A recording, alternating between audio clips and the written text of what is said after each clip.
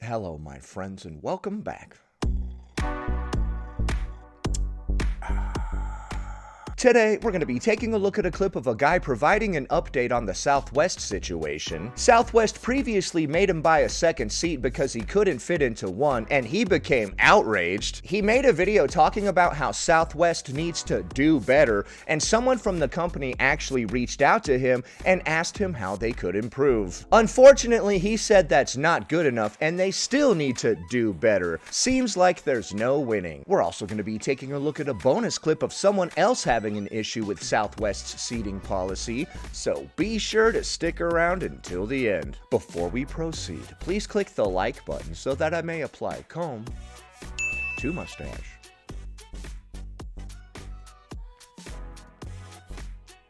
Hey everybody. Hey.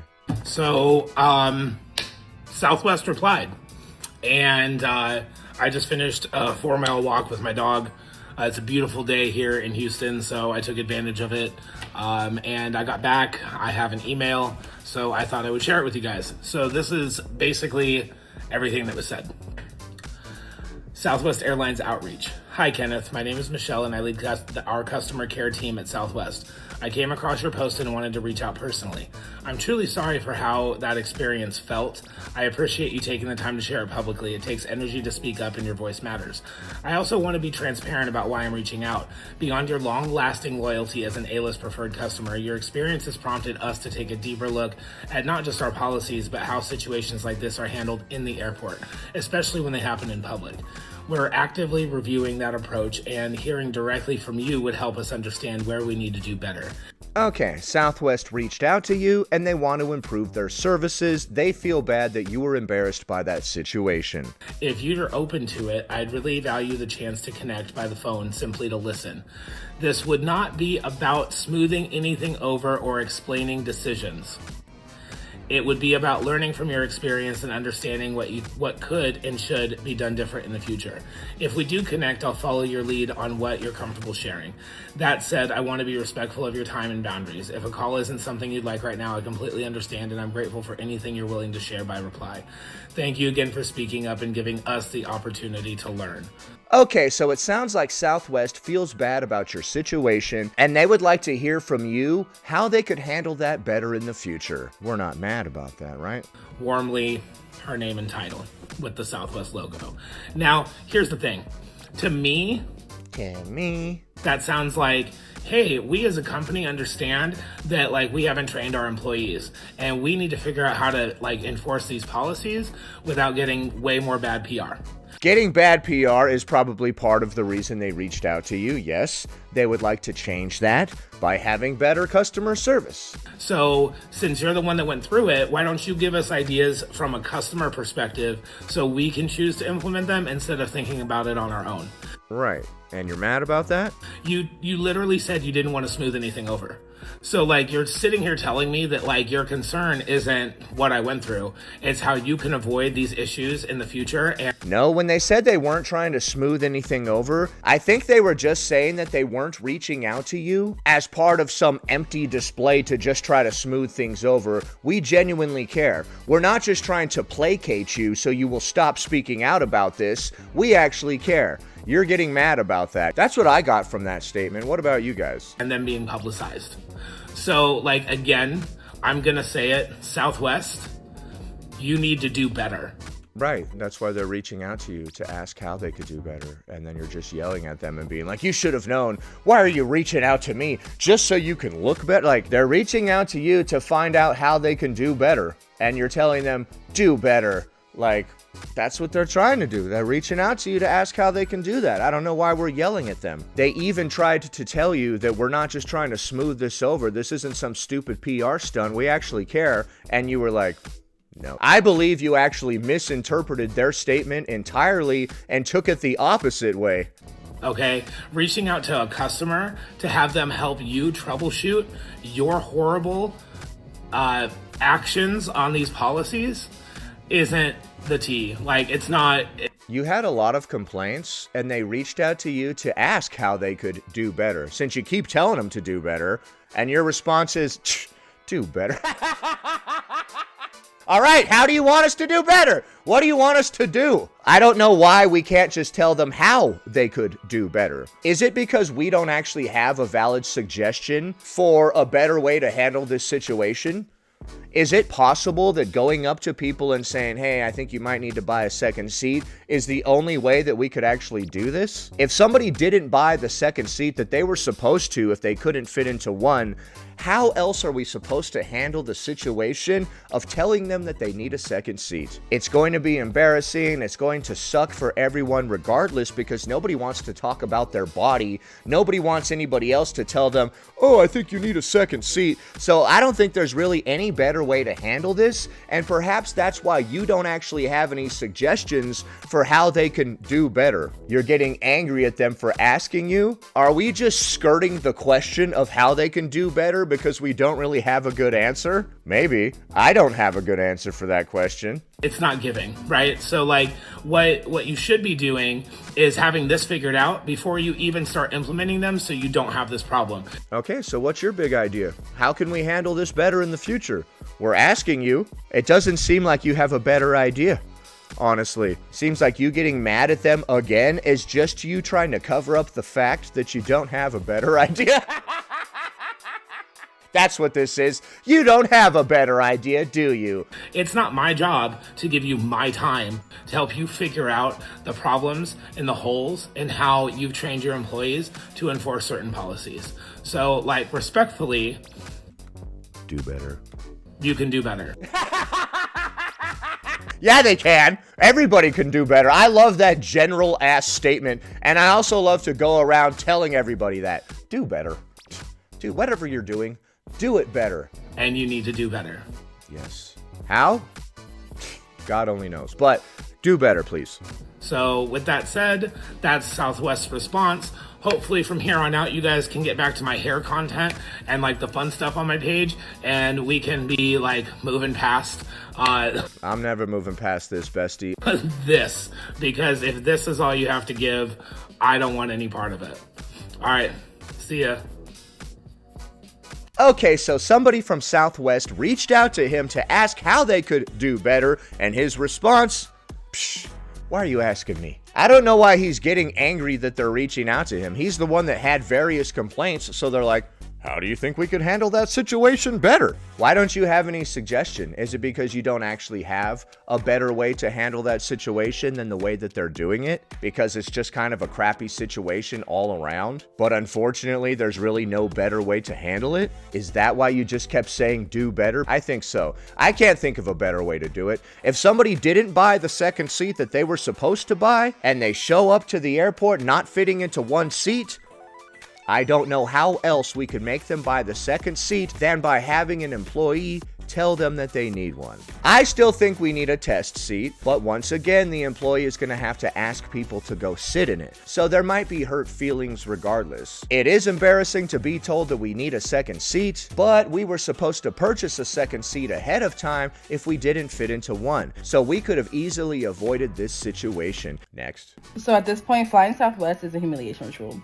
I've seen in the videos about other fat people having their own experiences, and I'm ready to share mine. All right, you don't have to start getting possessed. Oh my God, calm down. Sorry about that. A few weeks ago, I was going to Jamaica, and I purchased an extra row seat, both things. I don't typically fly Southwest, and I need to make this abundant. I don't fly Southwest. I'm a United girl, okay? I purchased a seat so that I could have more leg space and all that, as most fat people do. You purchased a seat so you could have more leg space? What do you mean by that? You purchased an extra seat, or you're saying you went in the exit row because it has more leg room? I'm not sure if it does or not. And then I also needed a seatbelt extender. Now, when I selected the seat, it doesn't tell you, like, you cannot sit there if you need a seatbelt extender. It does give you all the other, like, precautions and safety measures about sitting in an exit row seat. But it doesn't say you cannot sit there if you need an exit row, if you need a seatbelt extender. Okay. I also was unaware of the rule that you can't sit in an exit row if you need a seatbelt extender. I'm guessing that's because you will have a harder time getting out of that seat so others can exit the aircraft through the emergency exit. Their logic. I didn't say that. That's not my rule. All right, cool. I get on the plane. I request a seatbelt extender. A flight attendant comes over. She's like, hey, I'm sorry. You can't sit there because you need a seatbelt extender and it's a safety precaution. I said, oh my God, okay, no problem. Put me wherever. That's what I said. I said, put me wherever. Because I don't want to cause no problems in the airport. I want to get to where I'm going safely, right, and quickly. I don't want no issues in the air. If I need to handle anything, I'm going to handle it when I'm off the plane. I'm at my destination, right? Okay. So she's like, she comes over to tell me. I go, okay, cool. Another woman comes over with a big ass iPad. She's like, you can't sit there because you can't fit. I said, okay, put me wherever. I'm fine. That's okay. I didn't know that. And now I know. She goes, we have to find you a seat. So now people have overheard her say, because we're boarding, people have overheard her say that I need to move. They're like, oh, I'll switch with her. I'll switch with her. They're like, she's like, no, she can't fit there. No, she can't fit there. There's somebody who's going up and down and playing with this fucking iPad, being like, she can't fit there. We need to find somewhere for her to fit. She was going up and down the plane, pointing at all the various seats and being like, she can't fit there, she can't fit there, she can't fit there. Okay, things are getting a little embarrassing now. Because she can't fit anywhere. I'm like, could we maybe keep it down with this? Could we stop being so loud, telling everybody that I can't fit into any of the damn seats, please? by the fourth time she said it, like, I'm getting very uncomfortable. Like, I'm getting pissed off. Because at no point did I say no. At no point did I push back. At no point... it didn't dictate all of that. Yeah, you were just like, okay, move me to whatever seat we need to move me to. And she's like, you can't fit in any of these seats. Are you crazy? You won't fit in that one. You won't fit in that one. You definitely won't fit in that seat. You absolutely will not fit in that seat. Did everybody hear that? Hey, did you guys hear? She doesn't fit in the seats. Hey, I think we could have handled that better. It really didn't. The whole plane doesn't need to know that I have to move my seat because I need a seatbelt extender. And I didn't know that, so now I have to move. Like, the whole plane does not need to know that. So that had to be, like, maybe row 14 or 15 or something. They ended up moving me to row 29. I didn't want to sit in row 29 on purpose. Why? What's wrong with row 29? And had I known about this fucking rule beforehand, I would not have selected the seat to... Right, of course. But the rule does exist, so you can't sit in that particular row, so they have to move you. She definitely didn't have to keep screaming, this woman doesn't fit into any of the damn seats. She definitely didn't have to do that, but she did actually have to move you somewhere. So it's a bummer of a situation. Also, what sucks about the 29th row? Avoid being all the way in row 29. There's 30 rows, FYI. So we're going to be in the back of the plane. So if it crashes, we're going to perish last. You get that, right? It crashes head first, usually. So it'll be like, oh, we survived. We're in the back of the plane. Everybody else in first class is gone now. Bye. Sorry. So I'm like, all right, I'll sit there, fine, whatever. She takes me to the seat. I'm like, okay, thank you. I go, hey, there was a better way to handle that. It's actually really embarrassing for you to walk up and down this plane telling me or telling people that I can't fit in the seats. Like, there's a better way. She's like, well, you couldn't fit there, so you have to follow the rules. I said, I don't have a problem following the safety rule. What I'm saying is there's a better way to handle it because that's embarrassing. She's like, well, you just can't fit there because you need a seatbelt extender. I'm like, that's not what I'm saying. I heard you the first 10 times you said it. She goes, and then she picks up the safety pamphlet and she puts it in my face. She goes, do you want to read it? And I had to take it out her hand. I was like, that's not what I said. Uh-oh. Things are getting a little heated now. What I'm asking you to do is to change the way you speak to people and about people. And obviously, that's not something you can do. So I will handle this later. Sit down, put my headphones on. Because at this point, She was absolutely not hearing any of your complaints. She's like, but you couldn't fit in the seat. Like, she didn't understand that this was embarrassing at all. She put the pamphlet in your face. Oh my goodness. Okay, I sit down. As soon as I sit down, I literally start crying. Like, tears. The flight attendant, the original flight attendant, she's like, I'm so sorry. That's not okay. She was like, that could have been handled so much better. And like, this poor white woman is literally rubbing my back as I'm like literally weeping because I'm so, like, I have been embarrassed and demoralized on this plane, and we haven't even taken off yet. That is embarrassing, and that definitely sucks. Okay, fine. I'm like, thank you, please. What else? So stop touching me. I want to punch everybody. Like, I want to fight everybody because it's not my fault. Okay, somebody was rubbing your back, trying to make you feel better. And then you were like, stop touching me. And it was making you more angry.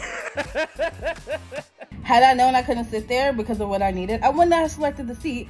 Right. I'm sure it says somewhere on the website or something, but it's probably in the fine print or whatever. Either way, it's not their fault that you didn't know that you couldn't have that seat, you know? They could have handled it better for sure, but you weren't supposed to be sitting there. But that's not on me. That's on y'all. Okay. Well, I'm guessing there's some sort of fine print when you buy a seat in the exit row saying that you can't have that seat if you need a seatbelt extender. I'm guessing it tells you that when you buy the ticket. Not even 5 minutes later, a gate agent comes and he's like, hello, I heard you had a problem. I said, I don't have a problem. He's like, I heard you had a problem. I was like, I don't have a problem. He's like, you do. I was like, I really don't. He's like, you do. All right, so we're doing one of those, are you comfortable? Are you really comfortable? Are you really comfortable type things? They play a lot of games over there in Southwest. They told me I needed to move and I couldn't sit there. I said, okay. I said, put me wherever. He's like, well, do you know the rule? I said, what is your end goal here?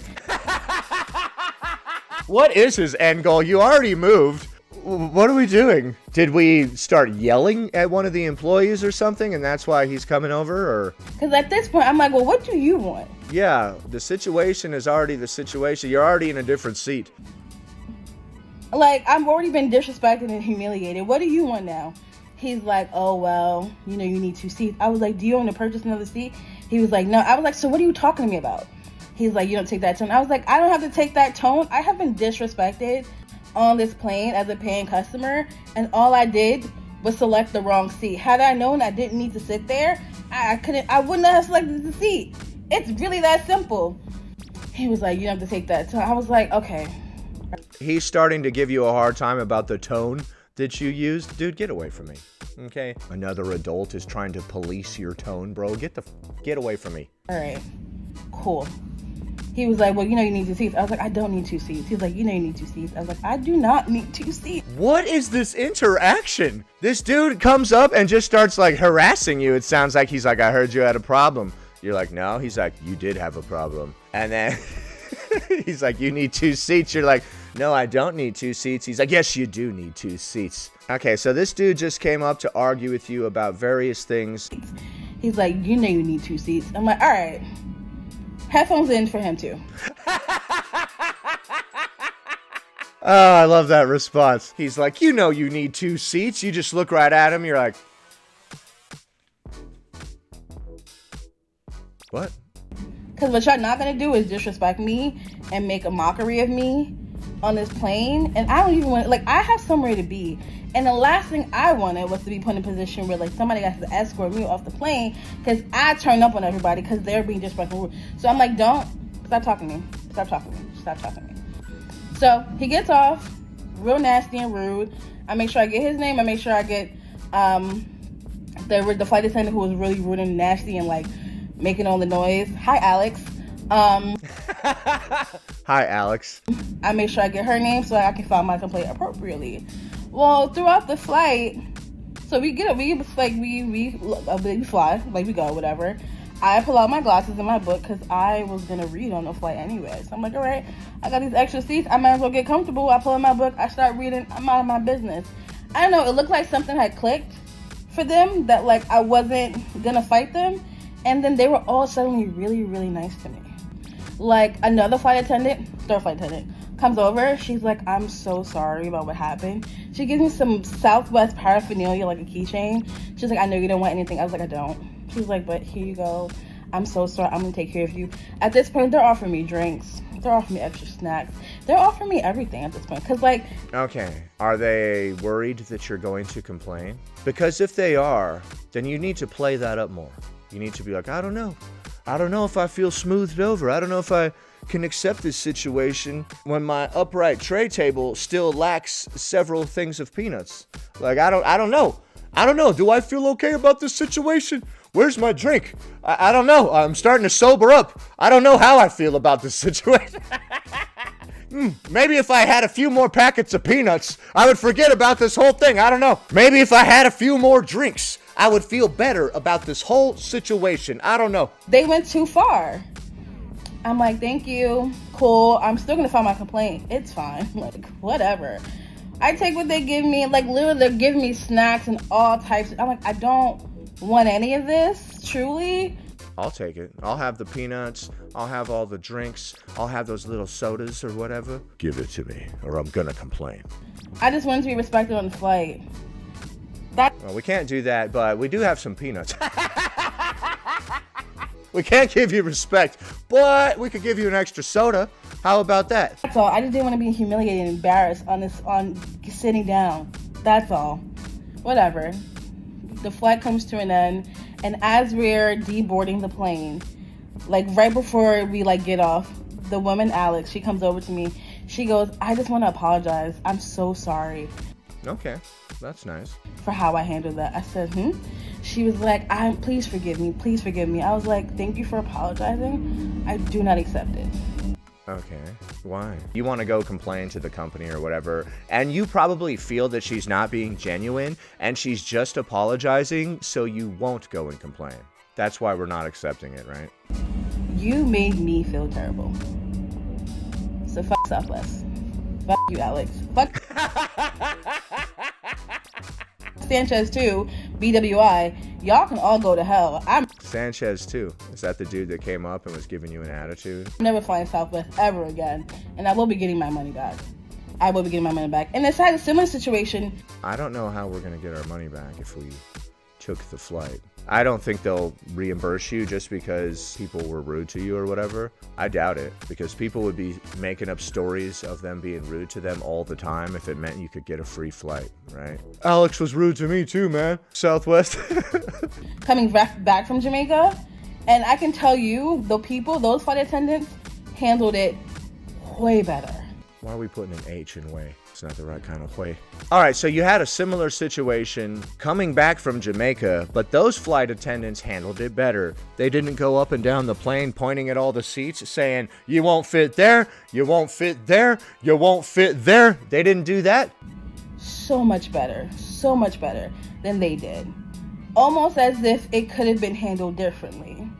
Now, the problem that's going to happen with Southwest is that they're going to have a bunch of fat people who select the exit row seat, and they're going to end up in row 29. What's wrong with row 29? Because that's where the other fat man ended up as well. The whole back of the plane? What's wrong with the back, though? Right, like, is it because we get off the plane last, and so we don't like that? I could see us getting off a lot later, waiting for all these morons who jump up as soon as the plane slows down. The seat they put me in had already been bent down. Like, they had been putting fat people in that seat for months now. Okay, so larger people were breaking the seat? They're just gonna have rows of fat people being pushed to the back. If that's not discrimination, I don't. What? How is it discrimination to sit in the back? By the way, I'm not trying to draw parallels to historical events by saying that. I don't know what else it is, but I know that Southwest will never see me again. It does suck that we'll get off the plane basically last because everybody else is going to get up and get out before us. But other than that, what's wrong with the seats in the back? Okay, so that was an embarrassing situation, and it sounds like the flight attendant definitely could have handled it in a better way. She was just going up and down the aisle being like, you won't fit in that seat, you won't fit in that seat, you definitely won't fit in that seat. We could have handled that a little more discreetly. So in that first clip, I think that he's saying do better again to Southwest because he doesn't actually have a better suggestion for how they could handle that. They're like, okay, that was crappy the way we handled that. How do you think we could do better? And he's like, do better. Just do better. Like, you don't have a better idea, do you? Be honest. How could we handle that better? I'm all ears, man. So I'm pretty sure the first guy did not have any valid suggestions for how they could do better, and the second person's situation could have been handled a lot better, but what do you think? Leave a comment below. Happy Friday, everybody. I hope you have a great weekend. Anyway, that about does it. Thanks for watching, commenting, liking, and subscribing, and I'll see you in the next one.